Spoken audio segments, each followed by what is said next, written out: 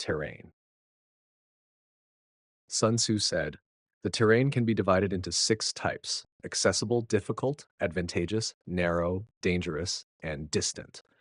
1. Accessible terrain allows both us to advance and the enemy to come, meaning it is favorable for movement. 2. Difficult terrain allows us to advance, but it is hard to retreat. In such terrain, if the enemy is unprepared, we can strike and win. If the enemy is ready, it becomes hard for us to succeed and escape, which is unfavorable.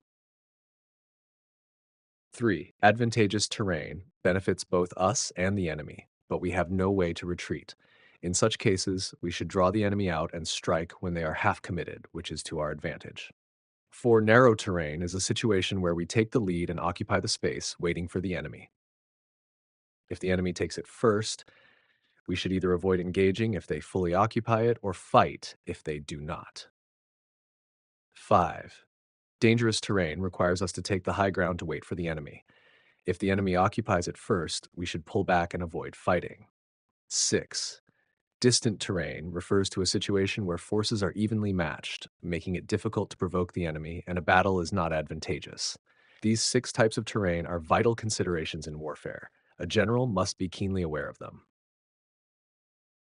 On the characteristics of troops, there are 6 types of troop movements: swift, slow, trapped, broken, disordered, and disheartened. These are not caused by divine forces, but by the general's mistakes. 1.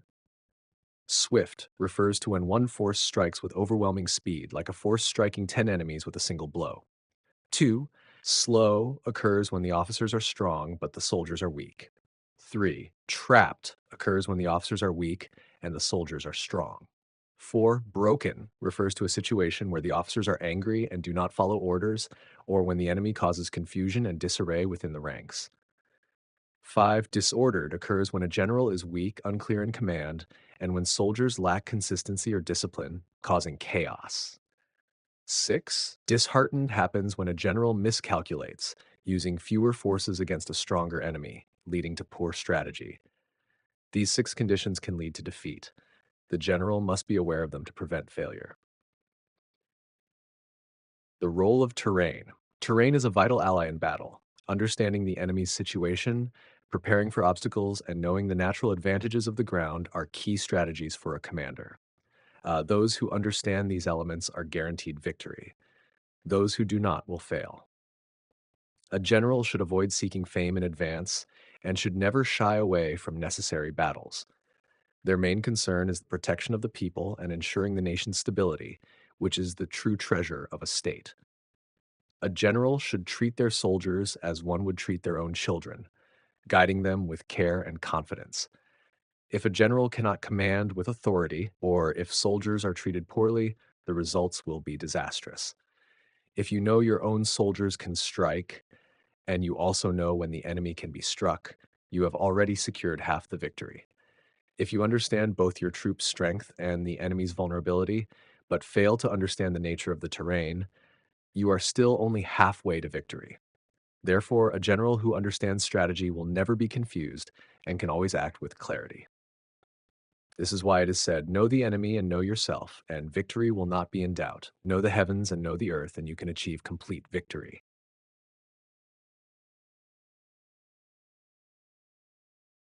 1. Background of the battle. The Battle of Issus, 333 BC, was a significant encounter between Alexander the Great and Darius III of Persia.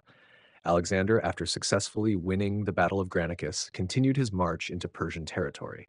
Darius, mustering a much larger army, confronted Alexander in the narrow coastal plains near Issus, modern-day Turkey. 2. Strategic use of terrain. The narrow terrain between the mountains and the sea played a crucial role in the battle. Alexander utilized the confined space to limit the effectiveness of Darius's larger forces.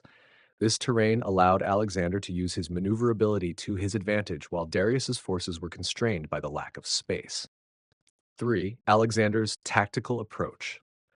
Alexander deployed his forces in a way that allowed him to strike at the heart of the Persian army. His cavalry was used to target Darius's flanks, while he led a direct assault in the center. The strategy focused on creating a breach in the middle, drawing Darius's forces in, and then attacking from multiple sides, which led to the collapse of the Persian front lines. Number 4, Darius's mistakes and flight. Darius made critical errors during the battle. He misjudged the terrain and failed to effectively organize his forces. As Alexander's forces broke through, Darius fled the battlefield, leaving his army in disarray. This retreat caused a collapse in Persian morale, and the Persian forces were quickly overwhelmed. Number 5, Outcome and aftermath. Despite being outnumbered, Alexander's superior tactics led to a decisive victory. The Persian forces were scattered, and Alexander's army gained significant spoils, including capturing important territories and treasures.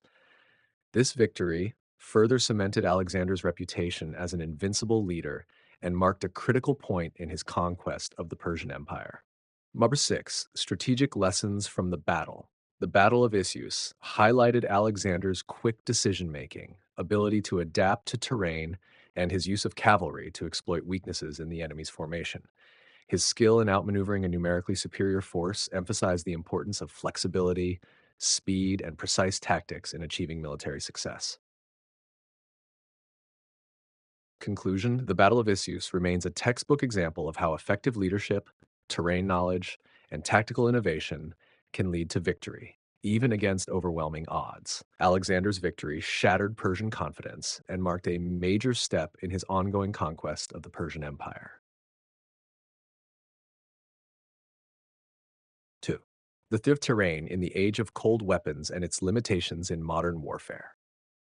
Sun Tzu's insights on terrain are pivotal in understanding the role geography plays in warfare. His classification of terrain into 6 distinct types: accessible, difficult, advantageous, narrow, dangerous, and distant offers timeless wisdom for military leaders.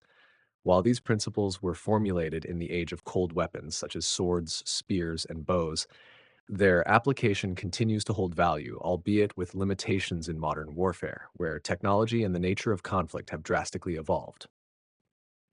1. Accessible terrain. In Sun Tzu's time, accessible terrain was vital for enabling both the friendly forces and the enemy to maneuver freely. It allowed armies to advance quickly, facilitating swift, strategic movements. In modern warfare, however, while physical accessibility remains important, it is no longer the primary concern. The advent of mechanized and air forces means that the ability to traverse terrain can often be overcome by technology such as tanks, armored vehicles, and helicopters, which can move across a variety of terrains. However, the concept of accessible terrain still holds strategic significance. Urban warfare, for example, where space is constricted by infrastructure, presents challenges even to modern armies. Furthermore, the notion of accessible terrain extends to cyberspace and the electromagnetic spectrum in contemporary conflict. The accessibility of these domains to both state and non-state actors has transformed the battlefield, making non-physical terrain just as important as geographical terrain. Difficult terrain. Difficult terrain in the age of cold weapons referred to challenging grounds such as mountains, marshes, or thick forests that hindered retreat or repositioning. While modern warfare has mitigated some of these challenges through advanced mobility, such as armored vehicles, air transport, and satellite navigation, the terrain's difficulty still holds importance. Urban environments, jungles, or mountainous regions remain difficult to navigate for both sides, often resulting in protracted conflicts, as seen in Afghanistan or the Vietnam War. Moreover, in contemporary warfare, difficult terrain can become a tool for asymmetric warfare.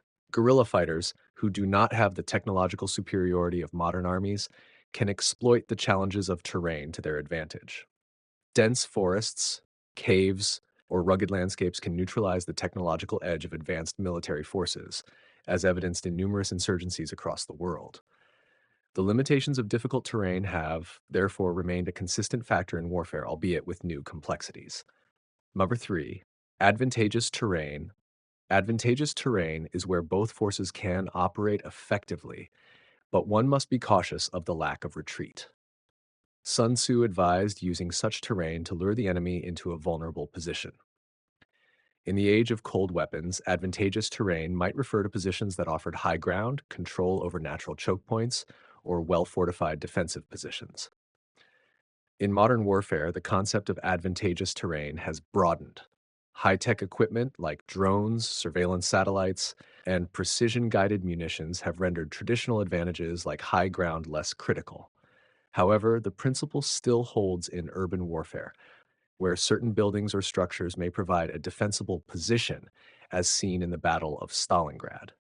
In the cyber domain, advantageous terrain could be seen as control over key information systems, communications, or command and control networks, where advantage is gained by the superior control of critical assets.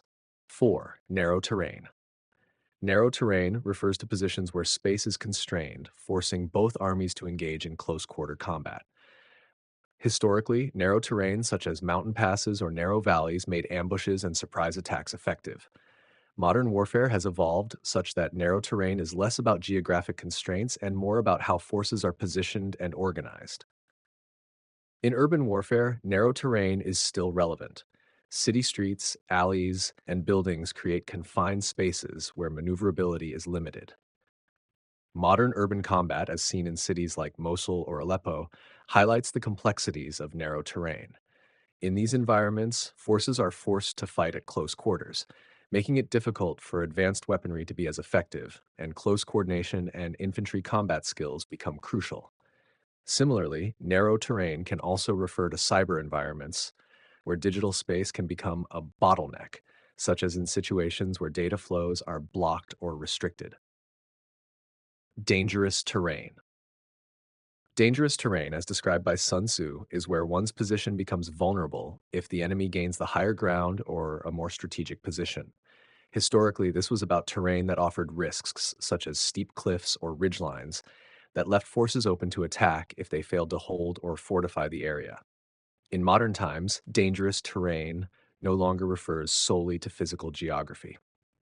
Aerial and satellite dominance have made the high ground a relative term, with much of the danger in modern warfare emerging from threats in the air and cyber domains.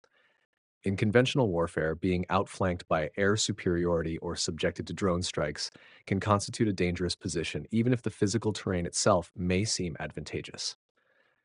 Thus, understanding the changing nature of high ground and the integration of cyber and electromagnetic warfare has become a key component of military strategy today. Sun Tzu's distant terrain was essentially a situation where armies could not easily engage because of vast distances or logistical constraints. Modern technology has largely mitigated the problem of distance.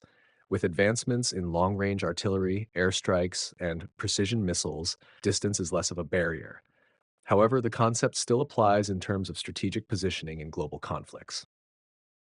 Distant terrain also has relevance in modern naval and air operations. For instance, projecting military power across oceans or maintaining supply lines over vast distances, such as during the Cold War or in modern operations like those in the South China Sea, requires immense logistical capabilities. Furthermore, the idea of distant terrain can also apply to the use of unmanned aerial vehicles, UAVs, and long range surveillance, where distant areas become increasingly accessible from a command center far removed from the front line. Conclusion. Sun Tzu's theory of terrain remains an invaluable guide for understanding the complexities of warfare, but its application must adapt to the realities of modern combat. While many of the physical terrain types he described are still relevant, especially in asymmetric and urban warfare, the limitations in modern warfare are significantly influenced by technological advances, including air superiority, cyber capabilities, and long range weapons. Ultimately, a general's ability to navigate both physical and technological terrain, understand the limitations of their forces, and adapt to rapidly changing conditions is crucial. Sun Tzu's wisdom continues to remind military leaders that success depends on a deep understanding of both the battlefield and the environment, combined with the ability to anticipate and outmaneuver the enemy. Understanding the terrain, whether geographic, digital, or otherwise, is just as vital now as it was in the age of cold weapons, but the methods of overcoming it have evolved to reflect the changes in technology and the nature of warfare. 3. Key insights and summary. In warfare, understanding terrain and timing is crucial. A general should only fight when the conditions are favorable, using speed and unpredictability to strike when the enemy is unprepared. Each type of terrain requires a different strategy, and the key to victory lies in exploiting these advantages while keeping movements secret and actions unexpected.